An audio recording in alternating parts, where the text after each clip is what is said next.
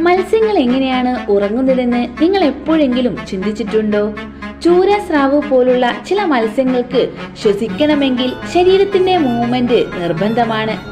നമ്മളെപ്പോലെ ഒരിക്കലും ഗാഢനിദ്രയിലേക്ക് പോവാറില്ല.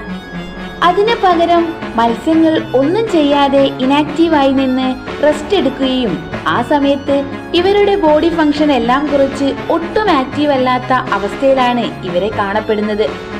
പക്ഷെ ഈ സമയത്തും കൺപോളകൾ ഇല്ലാത്തതുകൊണ്ട് കണ്ണടയ്ക്കാൻ മത്സ്യങ്ങൾക്ക് സാധിക്കാറില്ല. സാധാരണയായി പവിഴപ്പുറ്റുകൾക്കിടയിലോ കല്ലുകൾക്കിടയിലോ സേഫായി സ്ഥലം നോക്കി മാത്രമാണ് ഇവർ വിശ്രമിക്കാറുള്ളത്.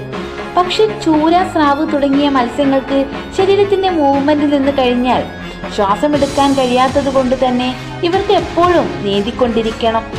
ഇത്തരം സാഹചര്യത്തിൽ മത്സ്യങ്ങളുടെ തലച്ചോറിന്റെ ഒരു ഭാഗം റെസ്റ്റ് ചെയ്യുമ്പോൾ മറുഭാഗം പ്രവർത്തിച്ചു കൊണ്ടിരിക്കും. അങ്ങനെ ഇവർ എപ്പോഴും മൂവ് ചെയ്തുകൊണ്ടിരിക്കും. അതുപോലെ അലേർട്ടായിരിക്കാനും ഇവർ ശ്രദ്ധിക്കാറുണ്ട്.